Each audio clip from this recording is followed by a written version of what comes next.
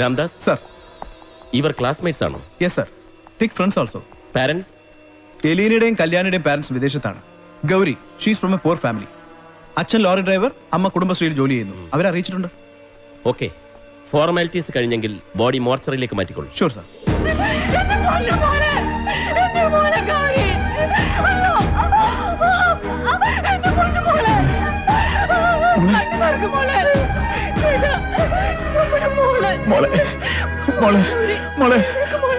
കണ്ണു തുറക്ക്.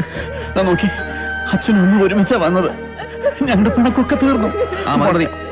കണ്ണു തുറക്കണം.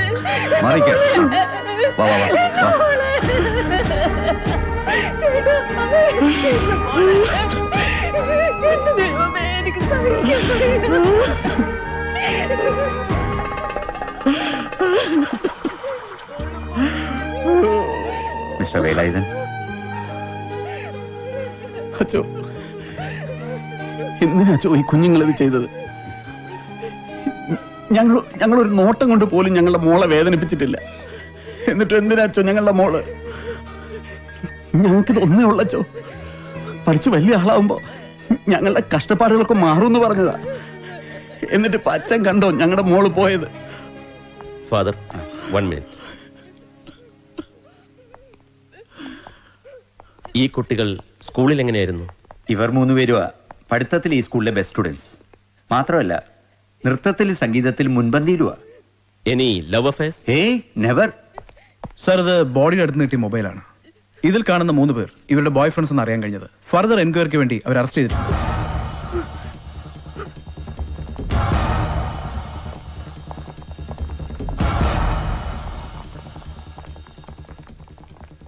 ഇവന്മാരെ കണ്ടാ പറയോ ഇതാണ് കയ്യിലിരിപ്പെന്ന്. എന്തായാലും ഭയങ്കര സംഭവമായി പോയി. എന്ത് ജോളിയായിട്ടാ ടൂറിന് പോയിട്ട് വന്നത്. ഇങ്ങനെ സംഭവിക്കുന്ന ഒരിക്കലും പ്രതീക്ഷിച്ചില്ല. It's all God's decision. We can't deny that. കഷ്ടം. അവരുടെ വീട്ടുകാരിത് എങ്ങനെ സഹിക്കും? ഒരു കാര്യം പറയാലോ, ഇത്തിരി ഇളക്കം കൂടുതലായിരുന്നു ഈ 3നും.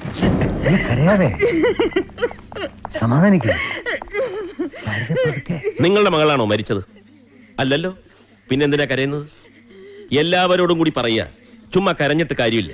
ഇതുപോലുള്ള ചില കാഴ്ചകൾ കാണുമ്പോ കരയുന്നതോടൊപ്പം അവരവരുടെ കുട്ടികൾക്ക് ഇത് സംഭവിക്കാതിരിക്കാൻ കൂടി ശ്രദ്ധിക്കണം. പണ്ടത്തെ കാലത്ത് വീട്ടിൽ പോലും ഫോണില്ല. പക്ഷെ കുട്ടികൾ കൃത്യസമയത്ത് സ്കൂളിൽ നിന്ന് തിരികെ വീട്ടിലെത്തും. അന്നന്ന് നടന്ന കാര്യങ്ങൾ അച്ഛനമ്മമാരോട് പറയും. അതങ്ങനെ ഇപ്പൊ അച്ഛനമ്മമാരും മൊബൈൽ ഫോൺ കൊണ്ടല്ലേ നടക്കുന്നത്. മക്കളുടെ കാര്യം നോക്കാൻ എവിടാ സമയം? കഷ്ടം. Please don't disturb me now. Okay. Sir, ഇത് ആത്മഹത്യ തന്നെയാണോ അതോ? No comments. Father, yes. എനിക്ക് കുട്ടികളുടെ മുഴുവൻ ഡീറ്റെയിൽസും വേണം. എല്ലാവരെയും ക്വസ്റ്റ്യൻ ചെയ്യേണ്ടി വരും.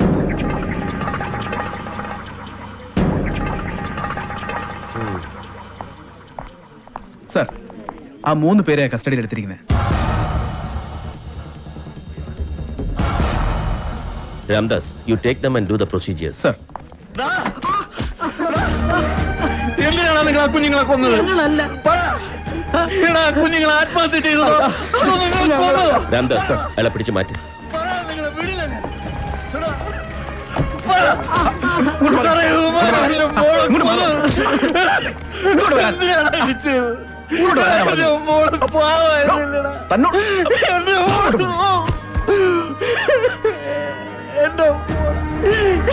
കേൾക്കണോ? എല്ലാം കേൾക്കാം.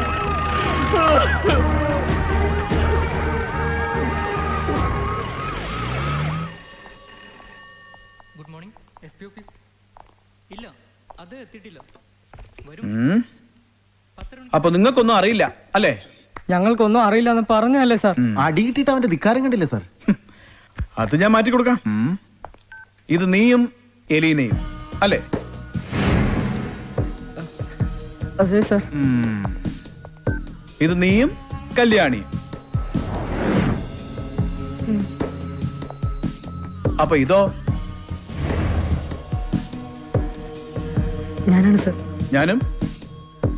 ഞാനും പറ. ഗൗരിയും. അപ്പൊ സമ്മതിച്ചു. ഓക്കെ, ഇനി പറ.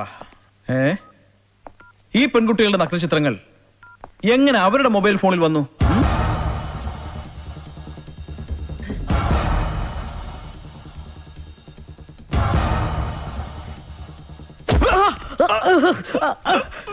ആ പൊന്നം.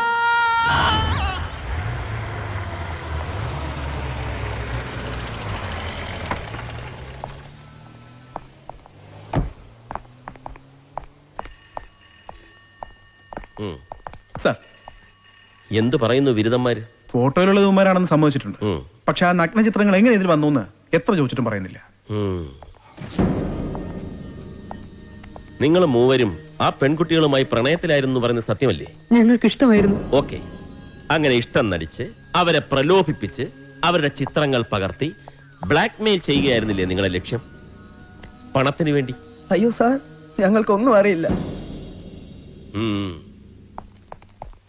എത്ര മണിക്കാണ് ഇവരെ കോടതിയിൽ ഹാജരാക്കുന്നത്? സർ, 12 മണിക്ക്. Okay, then proceed. ഇനി ഉപദ്രവിക്കണ്ട. ഇതിന്റെ പിന്നിൽ മറ്റു വല്ല സെക്സ് റാക്കറ്റും ഉണ്ടോന്നാണ് നമ്മൾ അന്വേഷിക്കേണ്ടത്. മൗണ്ട് അക്കാഡമി പബ്ലിക് സ്കൂളിന് ഒരാഴ്ചത്തെ അവധി നൽകുവാൻ അച്ഛൻ ഇനി ഞെളിഞ്ഞ് നടക്കാം. ഫൂളിന്റെ ഫൽപ്പേര് പോയി കിട്ടി. തന്നെ പോലെയുള്ളവരെ നിയമിച്ചപ്പോഴേ ഞാൻ വിചാരിച്ചു സൽപ്പേര് പോയി കിട്ടുമെന്ന്. എന്നെ പോലെ ഒരുത്തനെ കിട്ടാൻ ഫുകൃതം ചെയ്യണം. ഞാൻ പിയൂണ്ട പണി ചെയ്യണം, വാച്ചറിന്റെ പണി ചെയ്യണം, ചെടികൾക്ക് വെള്ളം അടിക്കണം, രാത്രിയാകുമ്പോ സ്മാളടിക്കണം.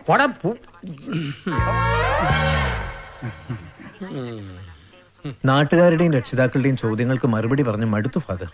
പുറത്തിറങ്ങി നടക്കാൻ വയ്യ. I think Anandu is innocent in this case. He is a good chap. He got 95% marks last year and also from an Orthodox family. അത് ശരി, ഞാൻ വിചാരിച്ച അവനേതോ നല്ല കുടുംബത്തിലേടുന്ന്. അല്ലല്ലേ?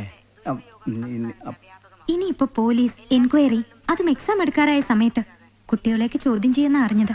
ഇനിയെല്ലാം ഫേസ് ചെയ്യുക, അത്ര തന്നെ. ഫാദർ, അതുപോലെ സ്റ്റോപ്പ്. പ്രധാന വാർത്തകൾ വീണ്ടും. മൗണ്ട് അക്കാഡമി സ്കൂളിലെ പെൺകുട്ടികളുടെ മരണത്തിൽ ദുരൂഹതയുണ്ടെന്ന് നാട്ടുകാർ. സംശയത്തിന്റെ അടിസ്ഥാനത്തിൽ സഹപാഠികളായ അനന്തു, ജോസ്, റഹീം എന്നിവരെ പോലീസ് അറസ്റ്റ് ചെയ്ത് കോടതിയിൽ ഹാജരാക്കി.